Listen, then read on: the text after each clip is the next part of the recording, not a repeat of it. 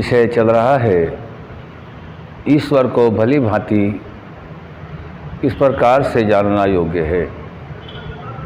इस विषय को बड़ी ही सूक्ष्मता से लुप्त हुए ज्ञान को अथक प्रयास से महर्षि दयानंद सरस्वती जी ने, जो वेद विद्या लगभग लुप्त प्राय थी, उसको पुनर्जीवित किया और प्राणी मात्र के कल्याण के लिए ईश्वर की वाणी वेद को हमें दिया। वेद ऐसा नहीं है कि वेद लुप्त थे, वेद कहीं चले गए थे, वेद यहीं थे, लेकिन उनका पठन पाठन, उनके प्रति आचरण लगभग बंद सा हो गया था। उन्होंने काफ़ी प्रयास के बाद इस ज्ञान को हमें दिया, जो बता के हम सभी को यह बताना चाहते हैं कि हम सभी विद्वानों से, अपने से पूर्व ज्ञानियों से ज्ञान सीखते हैं, चाहे माता पिता से सीखें, चाहे विद्यालय में जाकर आचार्यों से सीखें, या किसी डॉक्टर, इंजीनियर आदि से जो नया नया निर्माण करते हैं उसका उपभोग करें। तो सिद्ध हुआ कि हम सभी कहीं ना कहीं से सीखते हैं। ऋषि भी यही बात सिद्ध करते हैं कि उन ऋषियों ने भी परमात्मा का साक्षात्कार करने के उपरांत हम सभी को वह ज्ञान दिया है जो हमारे तत्व ज्ञान को बढ़ाता है और सुख का कारण बनता है। क्योंकि शास्त्रों में यह भी बताया कि सुख का कारण तत्व ज्ञान है और दुखों का कारण मिथ्या ज्ञान है। मिथ्या ज्ञान तो हम स्वयं ही उत्पन्न कर लेते हैं, लेकिन तत्व ज्ञान तो केवल परमात्मा के दिए वेद ज्ञान के अनुसार ऋषियों के बताए रास्ते से ही आरंभ होता है। कहीं से भी कोई बात यदि मिलती है तो उसमें ऋषियों का जरूर कहीं ना कहीं समावेश होता है और वहीं से वह लिया जाता है। महर्षि दयानंद सरस्वती जी ने भी इसी प्रकरण को आगे बढ़ाते हुए सभी के कल्याण के लिए संध्या का विषय दिया है, जिसमें आत्मा और शरीर, बुद्धि, मन आदि सभी को अलग अलग मान करके सभी के लिए जो जो कार्य निश्चित है ज्ञानपूर्वक समझाया गया है। अब संध्या के कई उपकरणों को पूरा करने के उपरांत आगे का प्रकरण है उपस्थान। उप का अर्थ है समीप, स्थान माने बैठना, परमात्मा के समीप बैठना। कैसे बैठना वह समझाते हैं कि उपस्थान में ऐसा निश्चय करे, क्योंकि आत्मा और शरीर की जो मध्यस्थता करने वाला है वह मन है, और मन का हमें आभास है, ज्ञान है, दृढ़ निश्चय भी है कि इस मन के बगैर शरीर की कोई क्रिया नहीं होती है। काम कराने वाला मन है और करने वाले ज्ञानेंद्रिया, इंद्रियां, शरीर आदि हैं। और इन सभी कर्मों को करने के उपरांत जो इसका संस्कार बनते हैं, उन सभी संस्कारों के जो संचित होने का कर्म सूक्ष्म शरीर में होता है, उन सूक्ष्म संस्कारों, उन सूक्ष्म शरीर में संचित संस्कारों के आधार पर आत्मा ही इसका कर्ता और भोक्ता बनता है। इसीलिए हम जानते हैं, जानने और जनाने का प्रयास कर रहे हैं कि आत्मा, मन, शरीर, बुद्धि ये सभी अलग अलग हैं, इनके कार्य भी अलग अलग हैं।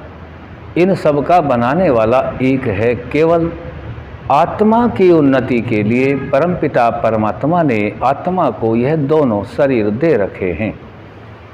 एक सूक्ष्म शरीर जिसमें संस्कार संचित, दूसरा स्थूल शरीर जो संस्कार बनने में सहायक, कर्म करने में अग्रणी दिखता है, शरीर स्थूल के द्वारा किया गया कर्म।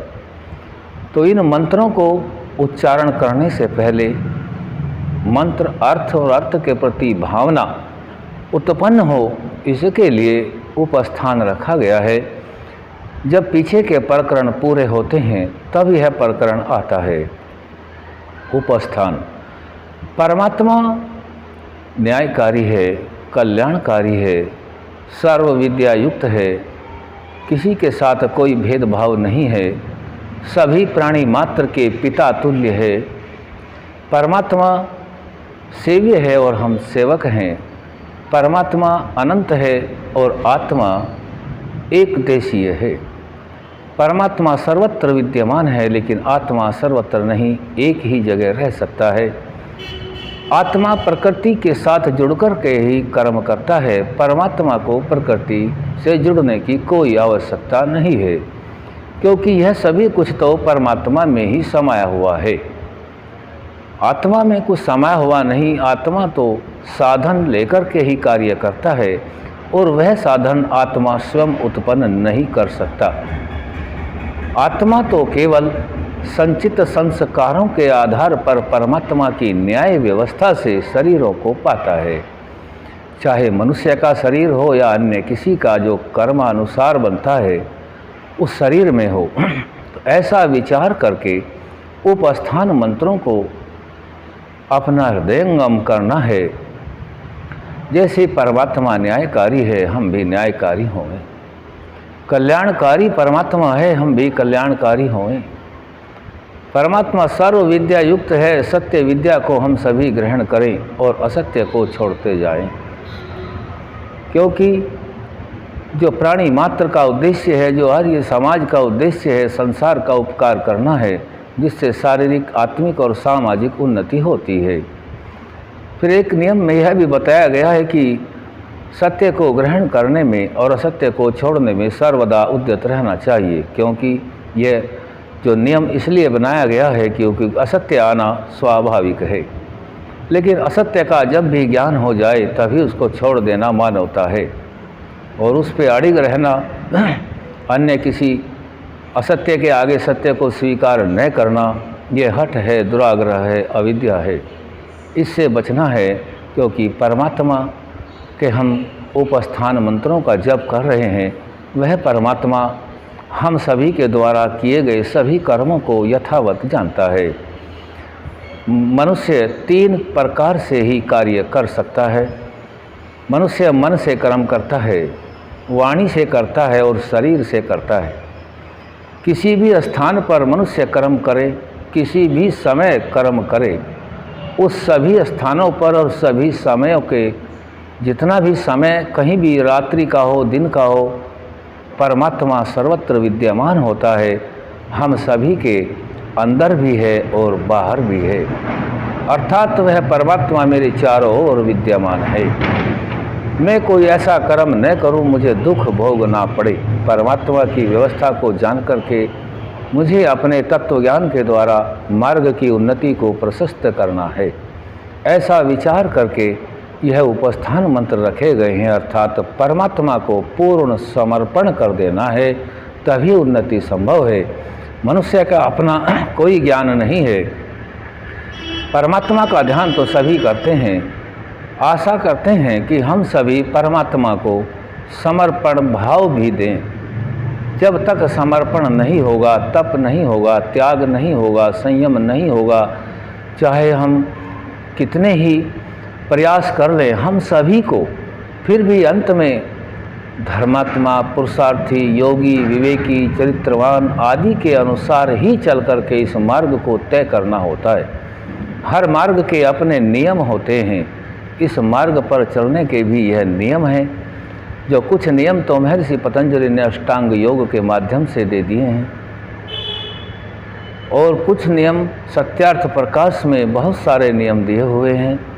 जिन नियमों पर चलकर हम मार्ग को प्रशस्त करते हैं तो बिना किसी रुकावट के मार्ग पर बढ़ते जाते हैं। भौतिकता में भी यही देखा जाता है कि मार्ग के नियम होते हैं। NH हाईवे पर जाएं तो उसके नियम अलग हैं, साधारण जो सड़क हैं उस पर जाएं तो उसके नियम थोड़ा भिन्न हैं, बड़े महानगरों में जाएं उनके नियम और भिन्न हैं, और गांव आदि पगडंडियों रास्तों के नियम कुछ और हैं, और घर में चलने के नियम कुछ और हैं।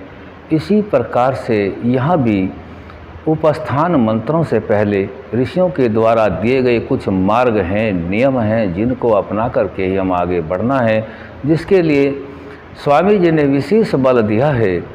प्रत्येक व्यक्ति को नित्य प्रति प्रातः और सायं संध्या करना आवश्यक है, और ये नित्य कर्म है, इनको अवश्य ही करना चाहिए। और प्रतिदिन स्वाध्याय अवश्य करें। स्वाध्याय और संध्या जब नियम में जुड़ जाते हैं तो परमात्मा की कृपा के हम सभी पात्र बन जाते हैं। और स्वाध्याय ऋषिकृत ग्रंथों के अनुकूल होना चाहिए। मनुष्यकृत ग्रंथ उतनी उन्नति नहीं करा सकते जितना ऋषिकृत ग्रंथों से हो जाती है, आर्ष ग्रंथों से हो जाती है। यह थोड़ा सा भूमिका हमने उपस्थान मंत्रों के विषय में रखा है। समर्पण भाव उत्पन्न हो, हम सभी आत्माओं का कल्याण हो, इसके लिए परमात्मा के प्रति समर्पण भाव रखना आवश्यक है। जैसा कर्म मैं करता हूँ, ऐसा विचार कर ले कि वैसा कर्म दूसरे भी करेंगे तो मुझे कैसा लगेगा। यह एक साधारण नियम है। इस नियम को भी अपनाएंगे तो भी काफ़ी उन्नति हम कर सकते हैं। प्राणी मात्र से प्रेम बढ़ सकता है। दोबारा फिर दोहरा लेते हैं। जिस कर्म को जिस प्रकार से जिस जगह जैसे मैं कर रहा हूँ, चाहे वाणी से करता हूँ या शरीर से करता हूँ या मन से कर लेता हूँ जिसको दूसरा नहीं देखता, यदि इसी कर्म को दूसरा वैसे ही करे तो मुझे वह कर्म कैसा लगेगा। यहाँ से परिणाम निकलता है कि यदि मेरे अंदर उस कर्म को देख करके भय शंका लज्जा नहीं है तो वह कर्म उत्तम है। यदि भय शंका लज्जा है तो वह कर्म निकृष्ट है, नीच है, नहीं करना है। और यदि वह कर्म आनंद, उत्साह और निर्भयता देता है कि जिस कर्म को मैं कर रहा हूँ उसको सभी करें, तो वह कर्म उन्नति का मार्ग होता है। और यह प्रेरणा भी ईश्वर की ओर से होती है। उपस्थान के मंत्रों का अर्थ भाव यही बनता है कि परमात्मा के जैसे गुण हैं वैसे अपने गुण करके परमात्मा के समीप बैठना होता है। प्रतिदिन करने से उसमें प्रगाढ़ता आती है। नित्य कर्म कभी भी बंद नहीं किए जाते, किसी भी स्थिति में बंद नहीं किए जाते। यदि हमारे पास अवकाश बैठने का नहीं है तो सफ़र में चलते हुए, कार्य करते हुए, व्यस्तता रहते हुए, बिस्तर पर लेटे हुए यदि कोई व्याधि आदि आ गई है तब भी किया जा सकता है। लेकिन हर हाल में दोनों वक्त नित्य प्रति इस नित्य कर्म को बंद नहीं करना है। जैसे श्वास और प्रश्वास बंद नहीं किए जाते, इसी प्रकार से यह नित्य कर्म संध्या आदि स्वाध्याय कभी भी बंद नहीं होने चाहिए। तभी मानव मात्र का कल्याण अब से पहले बहुत सर्वांगीण विकास हुआ है और आगे भी हो सकता है। ओम।